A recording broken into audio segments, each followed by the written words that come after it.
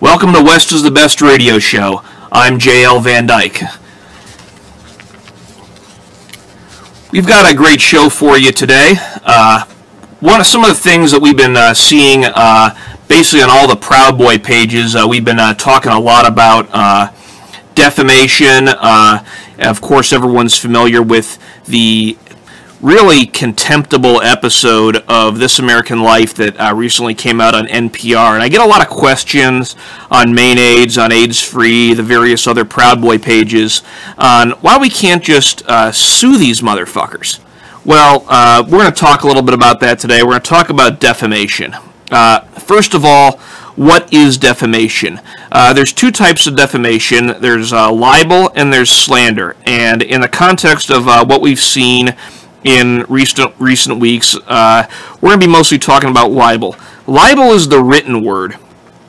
Written word would be newspaper articles, magazines, blog posts, a website, things posted on social media. All of those things would qualify as libel.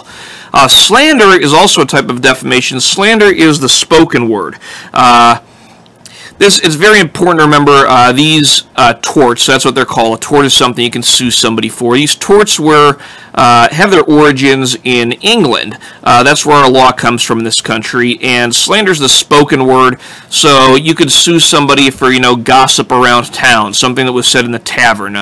Back when our country was founded, the tavern or the church or places like that were really the foundations. They were kind of town hall meeting centers where everyone got together and talked. So that's where that comes from. So in the context of modern America, you're really going to have a lot more cases involving libel than you will slander. So really, what are the elements of this? So we're going to talk about some of them today. The first element is the defendant, that's the person you're suing, has to make a statement of fact concerning the plaintiff. The plaintiff is obviously the person who is doing the suing. So the first thing you have to understand is that in order to sue someone for libel or slander, they have to make a statement about you.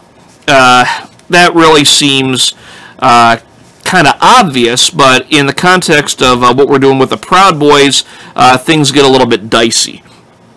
There are some cases where a person making a statement about a group could be legally actionable by a person in the group, but these cases are rare.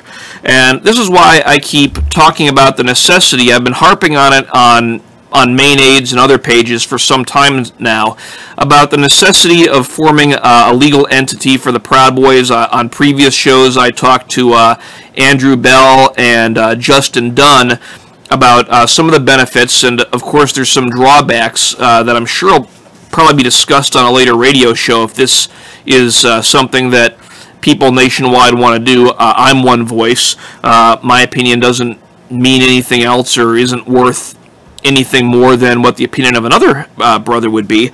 But having a legal entity in the name of the Proud Boys is something that would at least give the Proud Boys some type of standing to take legal action against these fake news publications that refer to us as Nazis and white supremacists and things of that nature. So, for example, if someone says J.L. Van Dyke is a Nazi, I would at least have legal standing to sue that person in a defamation case, provided all the other elements were met. Also, republishing a statement of fact made by someone else can form the basis of defamation. So, if one newspaper writes something false about me, and then it's picked up by another newspaper, I could actually sue both of those people, providing, again, of course, the other elements are met. The exception to the rule, and this is a really big exception that places take harbor in under federal law, has to do with websites. And this is really one of these areas where the law hasn't caught up to the technology. Under the law that exists now, if there's a really popular web page and someone posts something nasty about me, I actually can't sue the people who are hosting that content because they're just the host. They didn't play any role in the creation of that content, so they can take harbor in a law on the federal books called the Communications Decency Act, which I've always joked about how that act is named, because it really has nothing to do with decency. What it actually allows people to do is be anonymous online and say a lot of really nasty things about other people, destroy their careers, their livelihoods, run their reputation through the mud, and remain anonymous about it. So we'll be talking a little bit more about that. But a statement of fact, the legal definition of it, I wrote it out so I wouldn't misquote it. It must expressly or impliedly assert facts that are objectively verifiable. There's a difference between a statement of fact and a statement of opinion, but you can't just protect yourself from a defamation case by saying, oh, well, in my opinion, for example, J.L. Van Dyke raped somebody. That doesn't really cut it. And this is also, I should point out, why satire is not defamatory. There have been some people that have been widely publicized, some really nasty attacks on me. No, not yet. Not yet, Mr. Producer. Like for Asher Langdon and Ken White, who've said things about me, and I've written some satire pieces. They should be up on West is the Best magazine, where I lampoon them as either pedophiles. In the case of Asher, I wrote an article about him being the power bottom for his brother, and then in the case of Ken White, about how he had had sexual encounters with a Shetland pony. That stuff's obviously satire, and vulgar insults or satire, you got to pass on that, because it has to be something that your reader could take seriously. The problem we have with words like Nazi or KKK member is those probably cross a line. A person's membership in an organization like that is objectively verifiable. And I also would say that for reasons I'm going to get into on the show, things like white supremacist or white nationalist, those probably also cross the line. I mean, you're talking about a very specific set of views that you can look into, and but they're a little bit closer to the line. Then again, words like fascist or racist, those probably don't cross the line.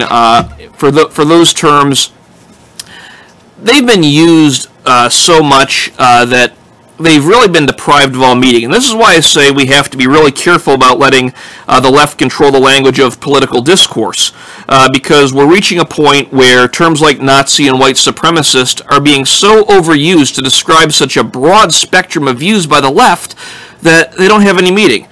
And to its credit, the Anti-Defamation League, the ADL, cut one, Mr. Producer.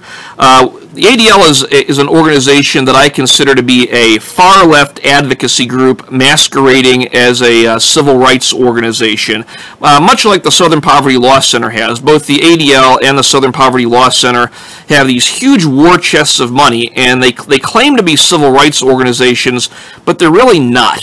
What they are is they're organizations that have been set up and funded by George Soros and others on the far left to ruin people's careers. But I do give credit where it's due. One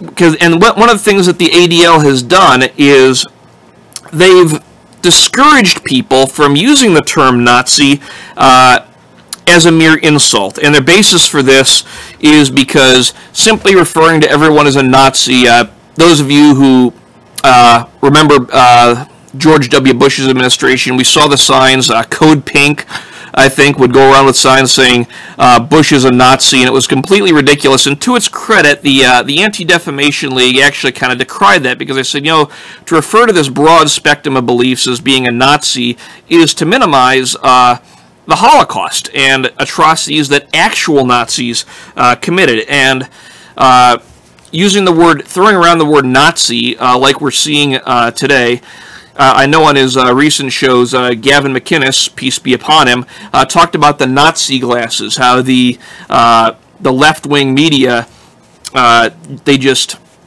see Nazis everywhere. And we're letting the left control the language of political discourse, and this is one thing that I happen to agree with the ADL on. It's not a term that should be thrown around. Now, the next element of defamation is actually one of the hardest to prove. You have to prove that the statement was defamatory, and this is where I say that winning a lawsuit for defamation is a lot like trying to shoot a moving clay target with a pistol. It's very difficult to do. I mean, these are very difficult cases to win. When I have a breach of contract case, which is really a big part of my job, I've got to prove, okay, there's a valid contract between the parties. The defendant breached the contract. They didn't have an excuse for breaching the contract, and that there's damages that have been suffered. That's basically what I have to prove in a breach of contract case. But I have to meet but a statement to win a defamation case has to meet the legal definition, and that's in the Texas Civil Practice and Remedies Code, which reads, the definition of libel is defamation expressed in written or other graphic form that tends to blacken the memory of the dead, or that tends to injure a living person's reputation and thereby expose the person to public hatred, contempt or ridicule, or financial injury, or to impeach any person's honesty, integrity, virtue, or reputation, or to publish the natural defects of anyone and thereby expose the person to public hatred, ridicule, or financial injury. And boy, is that a mouthful. And when I read this definition to people, one of the most common misconceptions I get is that this could be so broad that it should be a really easy element to prove, and what the actual truth is there's very little room for uncertainty, but great room for leeway when you're talking about whether a statement is defamatory. You can find cases about whether a statement is defamatory that date back. A case that I like to cite was in the late 1800s out of Mississippi. I didn't bring my cites with me because I'm sure no one watching the show cares. About a defamation case where a court in Mississippi found that suggesting that a person who was white had any kind of black ancestry was legally actionable as defamation, because back in the 1800s it was considered it was impugning the reputation of a white person to suggest that they had even a drop of black blood in their lineage. Now, would that be actionable as defamation today? Well, no, of course it wouldn't, because for every good reason in the world, we don't consider it a bad thing to have a mixed background. There's a lot of mixed relationships, and that's fine, that's good, and that's what society's come to accept, and that's the way I think it should be. But there's other examples too. For example, in the 1950s, cut to Mr. Producer, accusing someone of being a communist because we had the Red Scare involving Joseph McCarthy in the 1950s would have been considered defamatory back then. Just like accusing someone of being a Nazi in the 1940s, or making credible claims that someone's a member of the Taliban or Al-Qaeda after 9/11. I'm going to talk more about the Red Scare in a minute, but we've also had cases where the courts were given the question as to whether suggesting that a person is a homosexual is defamatory. And the prevailing opinion of the courts these days is that it's not, because we now live in an era where homosexuality is widely accepted by people, or at the very least tolerated. So, the courts really don't consider that to be defamatory anymore. However, accusing someone of being a member of the Ku Klux Klan, there's actually a book called The Restatement on Torts, and that is used as a classic example of a statement of fact that's defamatory in the Restatement of Torts. So it's objectively verifiable. Everyone knows that the Ku Klux Klan is a domestic terrorist group. Everyone knows the atrocities that they've committed against African Americans. Not only African Americans, but they're against Jews. I believe there was a period of time in this country, I'm not sure anymore, that they were against Catholics. Ku Klux Klan hates everybody. Must take a lot of effort to hate that many people. I mean, I'd imagine it would be hard for people in the Ku Klux Klan in this day and age to find friends. That's probably why there's maybe 500 of them in the entire country. But that would have been considered defamatory, certainly during the Civil Rights era, and I would say even more defamatory today, given what the Ku Klux Klan stands for. Now, cut 3, Mr. Producer. I've got a theory on defamation these days. Accusing someone of being a white nationalist, a white supremacist, or a Nazi is clearly defamatory, and this is true more than ever in the post-Charlottesville era. And that is because what has happened is that a long time ago, I mean, maybe being considered a white nationalist or white supremacist wasn't a bad thing. In the 20s, the 30s, there were probably a lot of people who were white nationalists, or at the very least white supremacists, and that was accepted. It's not accepted today. The KKK in the 1920s and 30s, which was the militant arm of the Democratic Party, and now, of course, we have Antifa, which is the modern militant arm of the Democratic Party today. They were at the height of its power. So accusing someone of being in the KKK in the 1930s probably wasn't a bad thing. Accusing him of being a white supremacist back then probably wasn't a bad thing. Maybe even calling someone a Nazi up until World War II, when we went to war with actual Nazis and liberated Holocaust camps, probably wasn't a bad thing. There were fascist parties back before World War II in the United States, and Dinesh D'Souza actually, in his book, The Big Lie, yeah, thank you, Mr. Producer. That's Dinesh D'Souza's new book. It's a great book. I recommend everyone read it. I happen to be a big Dinesh D'Souza fan. I've heard him speak on a number of occasions. If you get the opportunity to do so, but this is by far my favorite book by Dinesh D'Souza. He wrote a biography on Ronald Reagan. He wrote a book called What's So Great About Christianity, which was also good. This is by far my favorite Dinesh D'Souza book. They pointed out how people like FDR and the Democratic Party were traditionally fine with fascist principles, and how they were applauded by Democrats and the left back then. And the whole point of The Big Lie is about how Nazism and fascism is a left-wing ideology. It's not part of the right.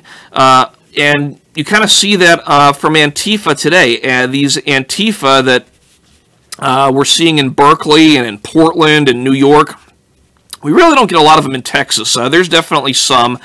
There's this guy named Kid O'Connell out of Austin. He has this website called Oh Shit What Now, or something like that.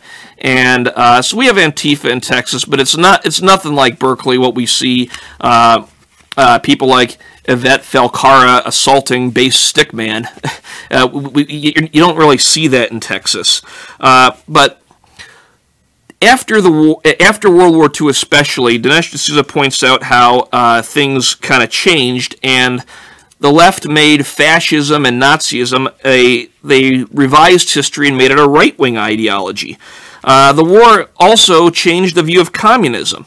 You just talked about how during the Red Scare, Joe McCarthy was trying to round up communists left and right. We had a House Committee on Un-American Activities which investigated communists. And in fact, there was a film starring John Wayne. I happen to have it in my video library. It's called Big Jim McClain. It's in black and white. I recommend all Proud Boys own this movie. Yep, there it is. Thank you.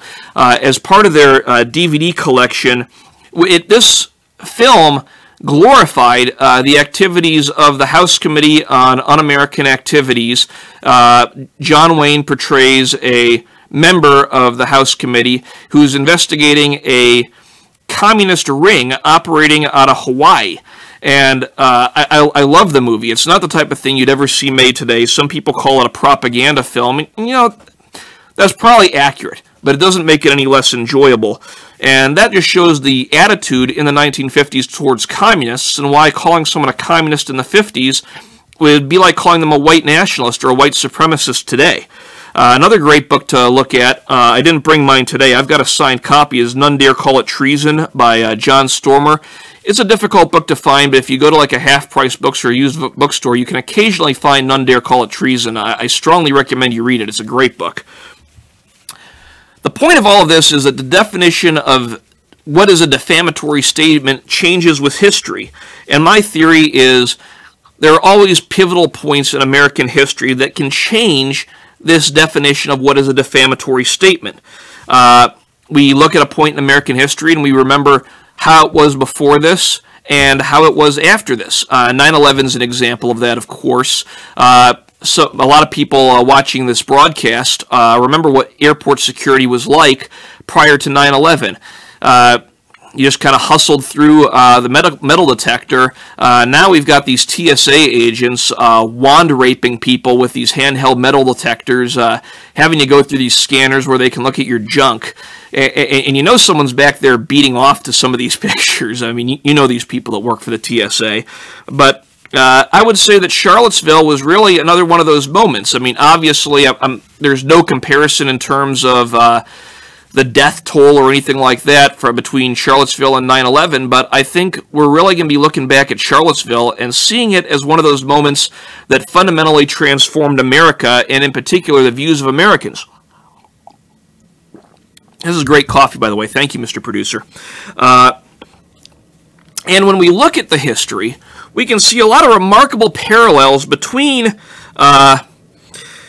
the good number of Americans in their Nazi glasses today, looking for Nazis everywhere, and the Red Scare with Joseph McCarthy in the 1950s. In the Great Red Scare, Joseph McCarthy was famous for basically claiming that there were Nazis everywhere. Not Nazis. He was famous for saying that there were communists everywhere. And there certainly were communists hiding in plain sight in the 1950s. And their numbers were, but the numbers were really extraordinarily small, just like there's maybe 7 Nazis today. But there was a communist threat, but the size and scope, just like with Nazis today, was really, really exaggerated by the left. And what we're seeing today is a grosser exaggeration. Charlottesville got a bunch of Nazis together all in one place and made everyone think that there's this problem that really doesn't exist. And in fact, I would say there's fewer Nazis today than there were communists in the country in the 1950s. And unlike the 1950s, the Nazis we have today, they don't occupy positions in the media. They're not in the entertainment industry like the communists in the 1950s. They're not in the government. The Nazis today, they're just a bunch of losers that live with their moms, they like to dress up, do some Sieg Heiling, and then they just go home to masturbate to porn in their bedroom because nobody likes them. They're pathetic. They're not an actual threat really to anybody. And also we know another parallel is, like I've said, there was a congressional committee formed to deal with the Red Scare back in the 50s, and after Charlottesville, we had a task force to deal with these Confederate monuments. I mean, can you believe this shit? Cut 6, Mr. Producer. Let's look at the Robert E. Lee statue that used to be in what used to be Lee Park in Dallas. This statue was considered to be one of the great equestrian statues of America. And what you can see here is you've got Robert E. Lee riding his horse, and he's actually being followed by an African American, which according to reports that I heard, I kept track of some of the committee hearings on this, was a freed black man riding a horse with Robert E. Lee. And this statue was considered great because it portrayed a common man riding with an American hero. And they said it would cost, I think, $500,000 to remove this statue. For those of you who are following this nonsense, it had to have cost more. And I found it just ridiculous how much they spent just to remove the statue, because let me tell you something. I have to, as an attorney, I have to charge extra for work that I do in the civil and criminal courts in Dallas County. Some of the staff in these courts, I don't think they speak English. It's remarkably difficult to get anything done. I had court on Monday, and the reason I had court in one of these buildings on Monday was because I was there in court on Thursday, and to plea out a defendant in a driving while intoxicated case. It was a felony DWI case. It was his 3rd one, and they forgot to bring my guy over from the jail. And I'm asking the deputies in the courtroom why they forgot to bring him out in the jail, and they said, well, we don't know if we've got him or not. I was like, really? You don't know who's in your own jail? What kind of incompetence is this? So I had to reset the case for Monday. I go back to the court on Monday, and they forgot to bring him again.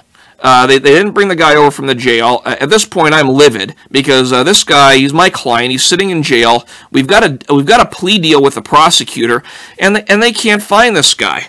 And that scares the hell out of me. They spend $500,000 to, or again probably more, to remove this great statue of Robert E. Lee, yet they've got these dumbass bureaucrats in Dallas County who don't even know who's in their own jail.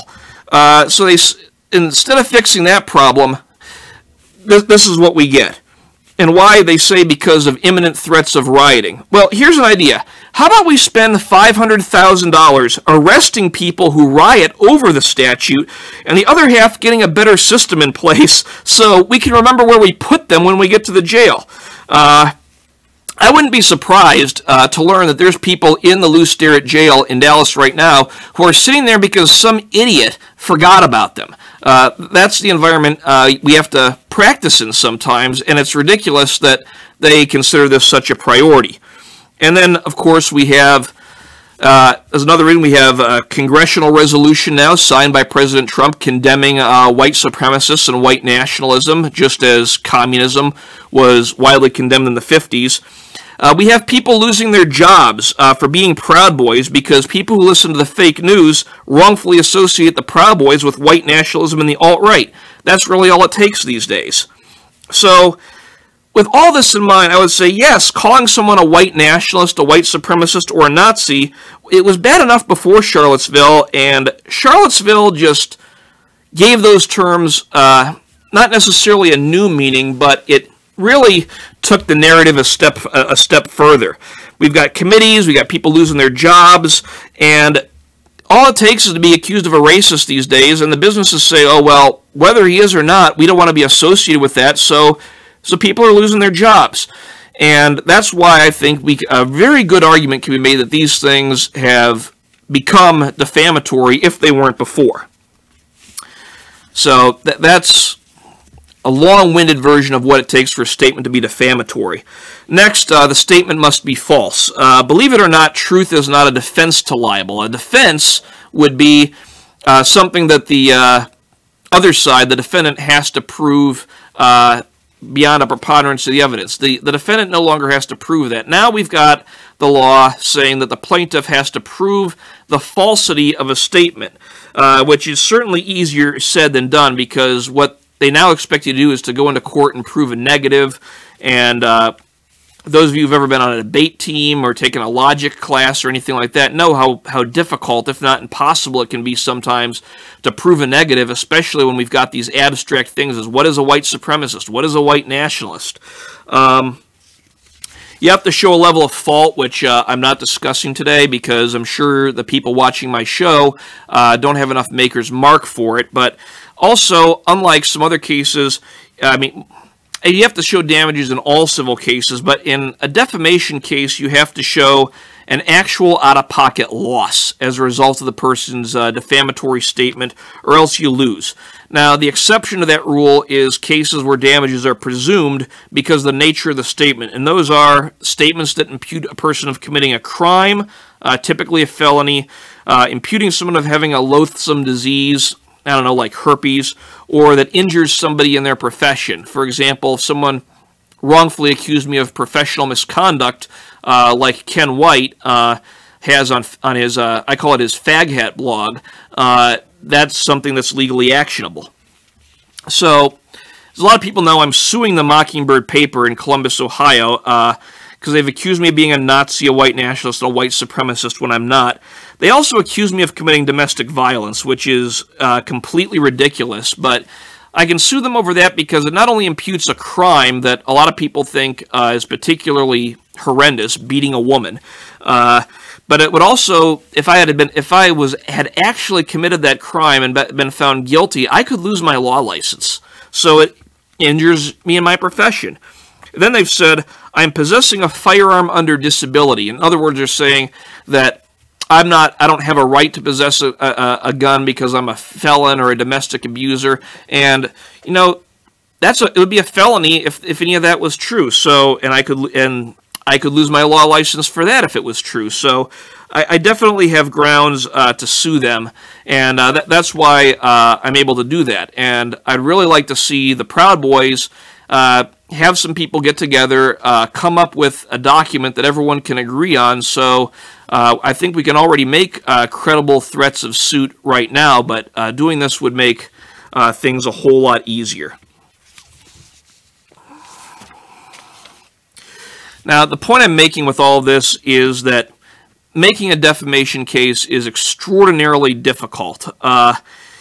In fact, it's so difficult that I actually wrote an article for West is the Best magazine where I compared the Enlightenment era to the era we live in today. Cut 7, Mr. Producer. And I used Alexander Hamilton as an example because, as most people know, the way Alexander Hamilton was killed was in a duel with Aaron Burr. You know, there were things you just didn't say about people back then. The First Amendment was written during an era where you could be challenged to a duel and you could actually be killed for slandering or libeling somebody. That's what happened back then. I don't imagine they had a whole lot of defamation cases in their courts during the late 1700s or 1800s because you get challenged to a duel. People would shoot you for saying stuff like this. And I've often lamented how we don't still live in an era where I could challenge a vermin like Asher Langdon or Ken White to a duel and just settle it there. Instead, I've got to go through all this defamation stuff and convince a judge or a jury.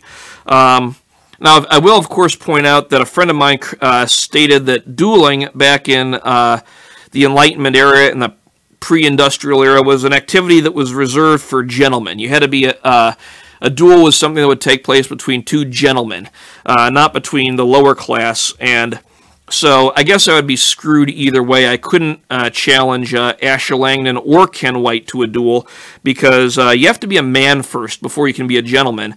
And Asher and Ken, they fail on both counts. Now, I did some show prep for this show where Justin Dunn and some others wanted me to talk about being a lawyer. I've often stated that once my student loans are all paid off, that's the end of me in the legal profession. They're never going to see my fat ass again. And a lot of people look at me because they've got jobs. They're like, man, being a lawyer, you've got it made. You have a good life. You probably make a lot of money. And this is something that I've been harping on for years, where I've told people, don't go to law school.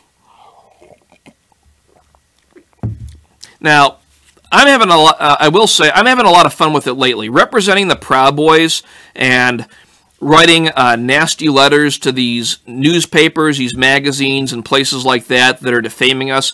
This is probably some of the most rewarding work I've done in years. I love doing that. It's a lot of fun. I don't have much patience for people that talk shit about my brothers. I just don't. So that's very rewarding work, and I really enjoy it. But this isn't a career that everyone should aspire to for a number of reasons. And the first one is becoming a lawyer is really, really expensive.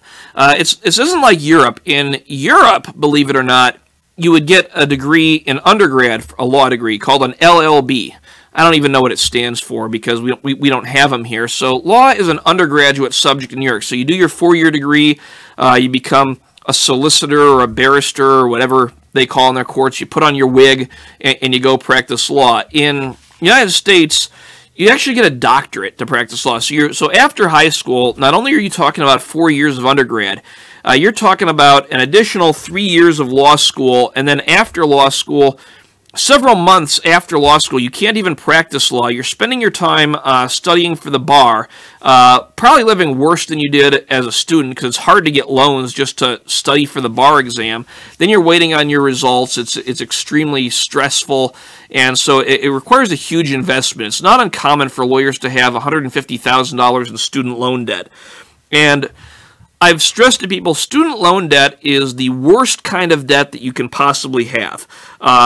I call it the mortgage in the house you can't live in. It never goes away. You can't discharge it in bankruptcy. You can't settle it out if you can't pay it because they're just not willing to settle it to you. And it's not like another investment. People consider an investment in your education to be good debt. We've heard good debt and bad debt from people like David Ramsey and Robert Kiyosaki.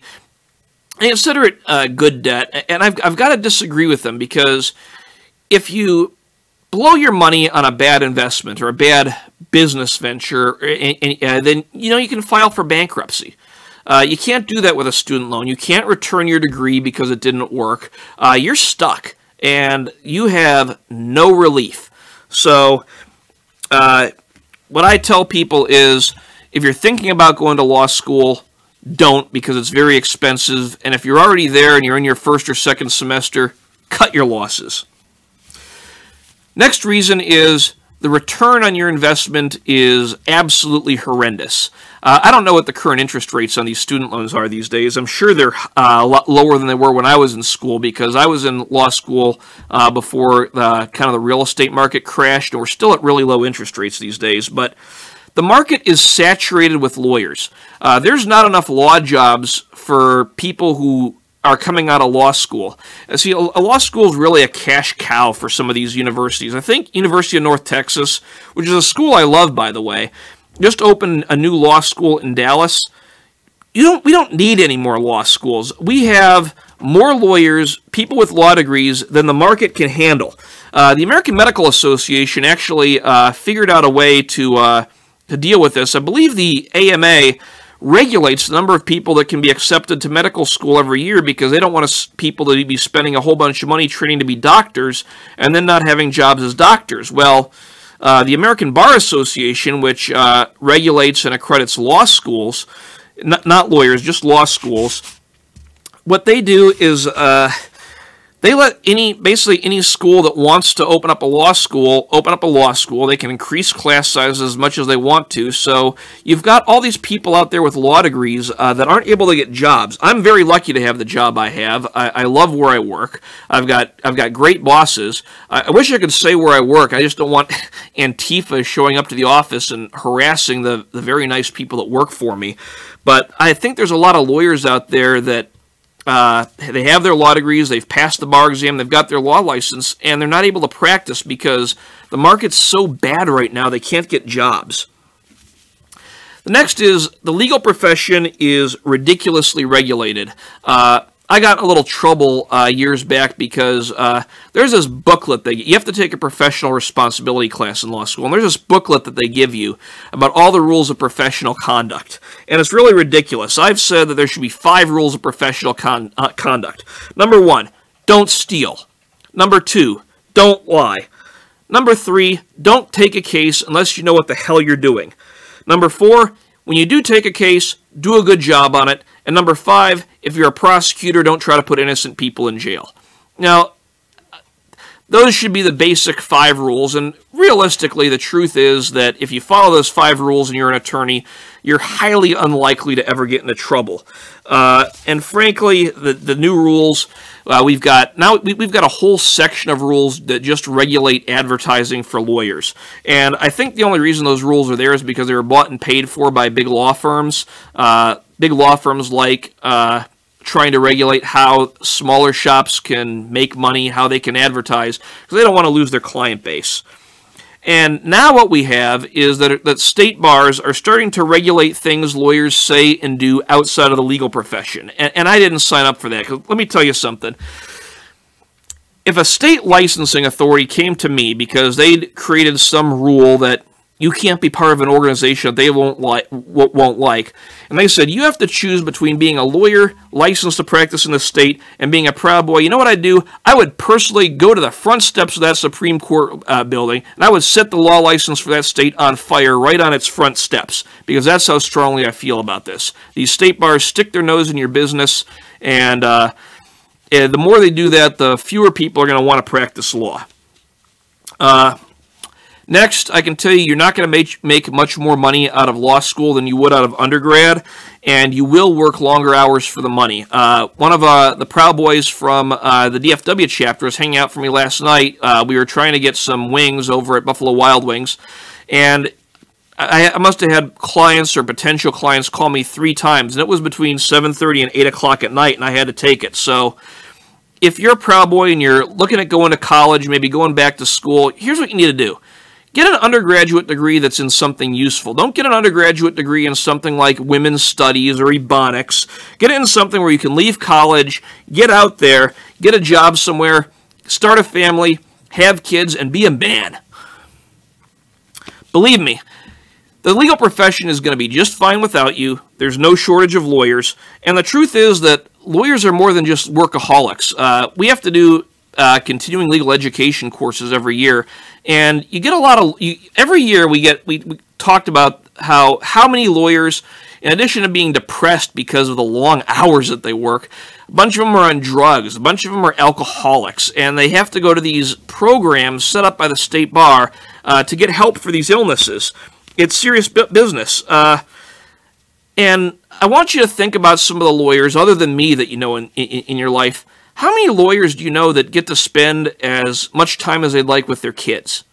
And how many lawyers are either unmarried or they've been divorced because they spend more time at work than they do with their family?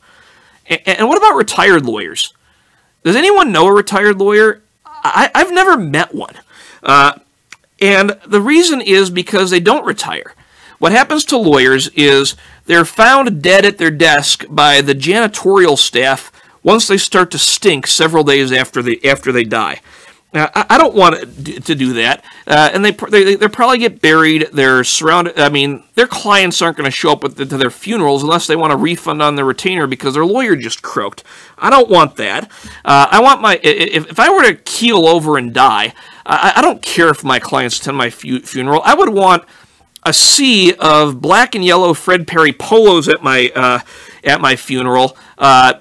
Basically, I'd want at least one person in the eulogy saying, "Oh yeah, he talked like a fag and his shit was all retarded." And I'd want like 5 kegs of Budweiser afterwards, and those things better. I'd be looking down from above, and those kegs better be floating by the time that thing's over with. That's what I want. I don't.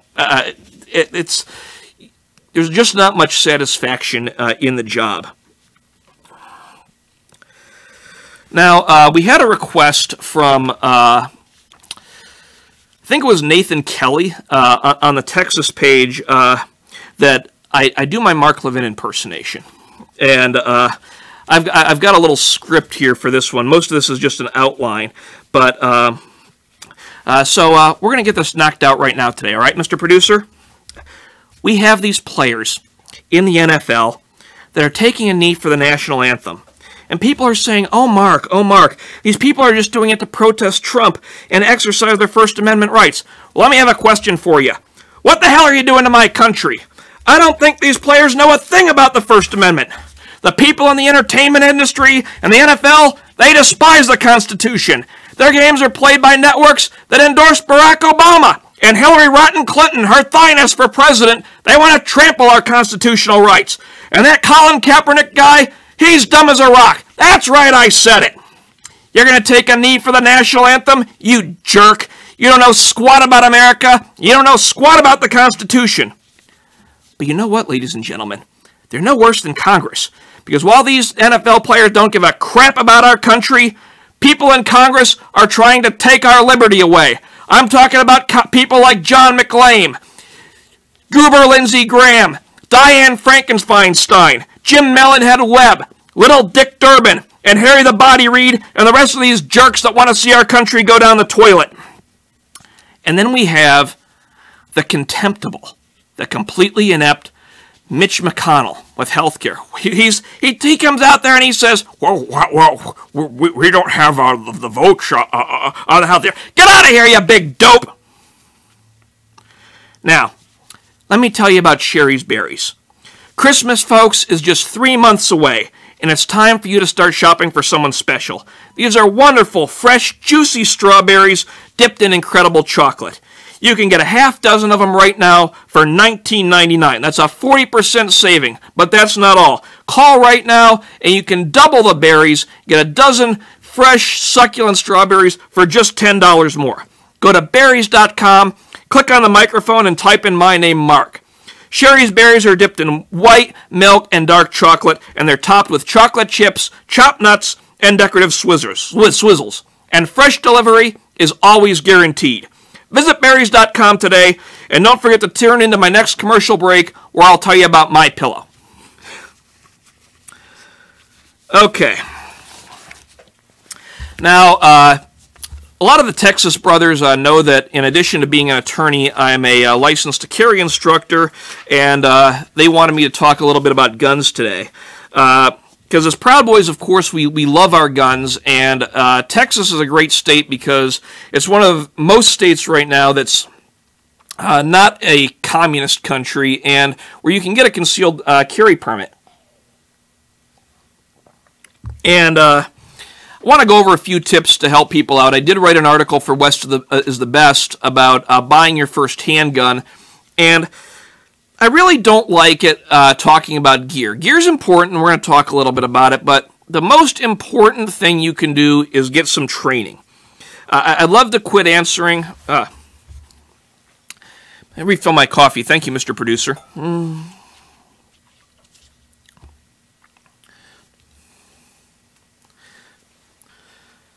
See, I don't do cocaine, so I've got to drink a lot of coffee, but I'd like people to stop asking me about how to make inferior weapons work properly and focus on their training. Because the truth is that I don't care how much money you spend on your firearm. Pardon? All right. I don't care how much money you spend on your firearm. It's not going to do you any good unless you have some decent training. And while having a reliable handgun is important, for the love of God, go to someone that knows what you're doing and get some training. Now, if you're looking for a good trainer, know that just because someone's a good shooter, that's not going to make him a good instructor. The firearms training that I've had, I get from a company called VX Marksmanship in Decatur, Texas. If you're watching from Texas, I can't sing the praises of this company enough. It's run by a retired Marine Corps veteran of Force Reconnaissance. He was also a scout sniper. Dan is a great instructor. But the focus is not on doing some of this fancy stuff that you see in these 3-gun videos. The focus is always on good fundamentals. You need to have good fundamentals because that's going to help you build muscle memory, because if you're in a life-or-death situation, they're very big on the fact that you're not going to rise to the occasion. You're going to revert to your lowest level of training, and this is the kind of training that's going to help you save your life. Know that the training you get in this is not always going to be pleasant. It's a lot like going to a personal trainer at the gym. It's going to hurt, but it's going to be good for you. I don't understand why we've got people who go to the gym and spend tons of money on trainers and dietitians, nutritionists, and that type of thing to have six-pack abs, and they won't spend money to buy training from someone who's going to help them save their own life. So the first thing you've got to know before you worry about your firearm is training. The next tip for concealed carry is you need to be comfortable. If your gun is uncomfortable to shoot or uncomfortable to carry, you're going to leave it at home. And so you need to get something that's going to work well for you in terms of size and scope. You see that I'm here in my suit. This is what I wear most of the time to work, so I can just put a holster on my belt, cover it up with my suit jacket, and I'm fine. I can carry whatever gun I want like this. And open carry when you can. I know a lot of people are not big open carry advocates. I'm a big advocate of open carry because, you know, in Texas, it can be 110 degrees in the shade, and I don't want to carry around a little mouse gun or try to put on a bunch of clothing just to conceal the pistol I happen to be carrying. So if you have to open carry, by all means, feel free to do that. I think that the things people say against open carry, a lot of times they ignore the first rule of a gunfight, and that is to have a gun. So get a holster. I don't like inside the waistband holsters. There's a lot of different types out there. get good training, and find a holster that you're comfortable with and practice with it.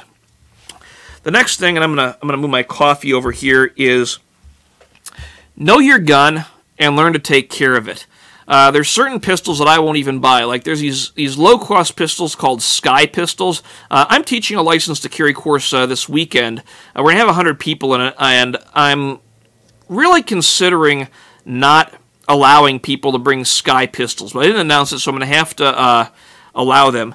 But there's a lot of different things that you can choose from. I brought some of my guns here today, and what we have here might be a little hard to see. This is a Glock 19.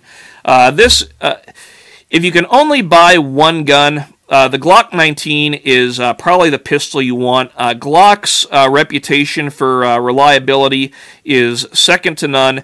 The number one thing you want in a pistol is this gun. You're going to load it. It's going to go bang every time.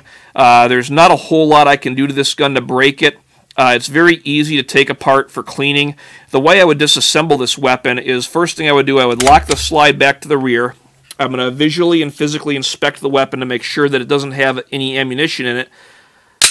Drop the slide forward and pull the trigger. Then what I can do is I can grab it like so, hit this lever, and the slide comes off. This recoil spring comes out like so. The barrel just comes out, and I've got the gun fully disassembled. You can in here these trigger parts. There's some custom parts in this gun. There's some pins where you can take this stuff out and clean all the grime out of it.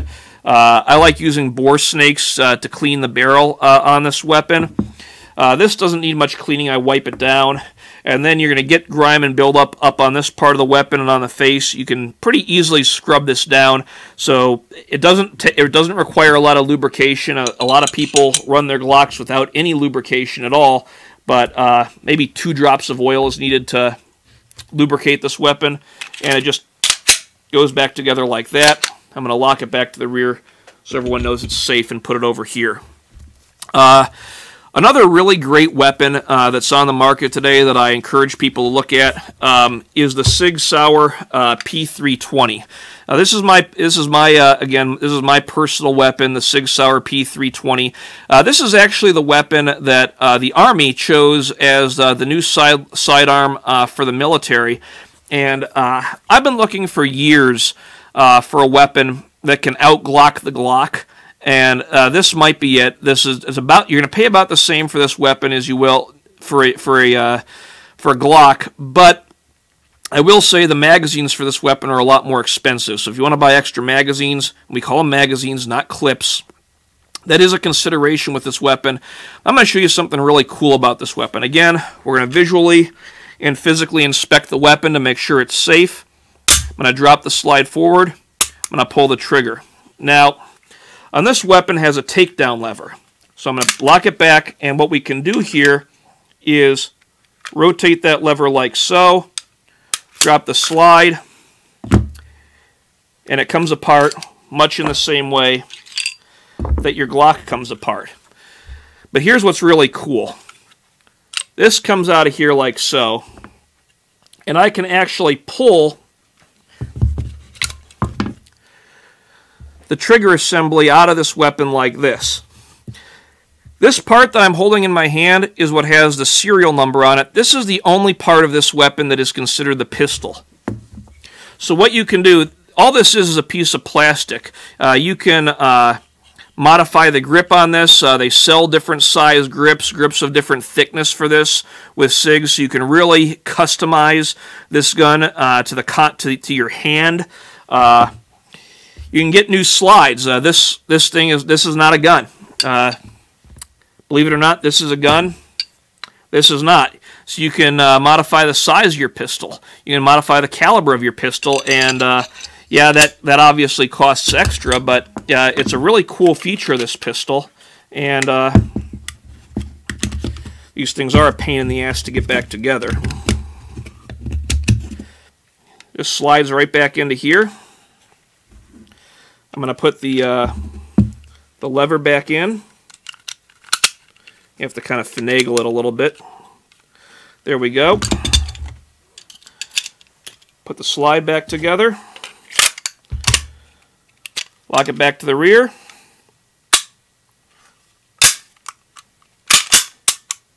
Works just fine. Now, a lot of people really like the 1911. This here's my 1911. This is a commander size 1911. It's not a full size. The commander size is about a 4 1/4 inch barrel, so it's a lot more concealable. I love this gun. This is made by Ed Brown. Ed Brown makes very expensive but incredible 1911s, and this is a great gun, but for first-timers, I really don't recommend it. I'm not going to try to disassemble this gun here like I did with the other ones, because this is a custom-fitted gun. You need a tool in order to really do it correctly, and it's a pain in the ass. This gun, unlike the others, you can see this weapon takes a single-stack magazine, meaning bullets are in one stack. This is a .45 caliber weapon. A magazine will hold 8 rounds of ammunition plus 1 in the pipe, whereas the SIG is a double stack magazine. The bullets, the rounds, I should say, stack in 2 rows. This weapon will hold 17 rounds. The Glock 19 will hold 15 rounds. It's a little smaller than the SIG, so you lose some capacity with this weapon. Still a great weapon. I'm a pretty good shot, so I don't mind only having 8 rounds, but you'd really have to practice your speed reloads with this. You're going to get heavier felt recoil with this weapon. I still love this gun. This is a great gun. I love to compete with it. I love to shoot it. But as far as your first choice for a carry gun, probably not for everybody. Certainly not for a beginner shooter. We're going to put my 1911 over here. There are still people that like revolvers because of their simplicity. Y'all love this weapon. This is also one of my favorites. This is a Smith & Wesson Model 29. This is the gun of Dirty Harry. This is a .44 Magnum. And to clean this weapon, I just rotate the. I open the cylinder like this. That's also how I check to see if it's loaded. And I'd have to scrub out the cylinders. I can run a bore snake through the barrel, get some of the grime off of here. This is a very powerful weapon. The movie Dirty Harry really isn't realistic as far as using a .44 Magnum as a personal defense round. I still love this gun. It's still a lot of fun to shoot. This is a type of gun that if I was hunting where there might be bear or some other dangerous animals that could harm me, I'd definitely bring this with me. And it's just a manly thing to have the gun of Dirty Harry and be able to shoot it and enjoy an iconic American weapon with your friends. So, I mean, you could use this. I mean, they make personal defense loads for this, but, you know, you're going to have 6 rounds. It's going to be a lot harder to reload than your semi-automatic. And I'll tell you what, the recoil on this thing is probably not something you're going to want to shoot all day. Now, I promised something special for the show to close it out, and that brings me to my final point on guns, and that is to have fun. Every man who loves guns like we do as Proud Boys needs to have a gun that they own for no other purpose other than to have fun. Shooting is supposed to be fun. I mean, I do a lot of training, and I enjoy the training that I do. I love it, but have fun or you're not going to want to practice, and that's why I brought this today. This is something very special that I own. This is the .475 Wilde Magnum. This particular weapon fires a extremely powerful round. A lot of you have heard of the 50 caliber Desert Eagle. This is as far as terms of energy transferred to a target. This weapon is probably a little bit more powerful than the 50 caliber Action Express. It is gas operated. These other weapons are recoil operated. You've actually got an adjustment knob right here to adjust the action of the pistol depending upon the round you're firing out of it and the powder charge. Obviously, this is not a weapon that's suitable for personal defense. This would be something for shooting targets at very long range. You could certainly use it for hunting dangerous game. Holds 6 rounds. This is an expensive weapon. If you've seen the movie Death Wish 3 with Charles Bronson, that's what made this particular weapon famous. But, you know, don't hesitate to buy a weapon like a Wildy or a Model 29 or anything else that you want, even if you're not going to really use it for personal defense. Have fun shooting. That's all the time we have today, folks. I hope you all enjoyed the show, and have a good rest of your week. And remember, the West is the best.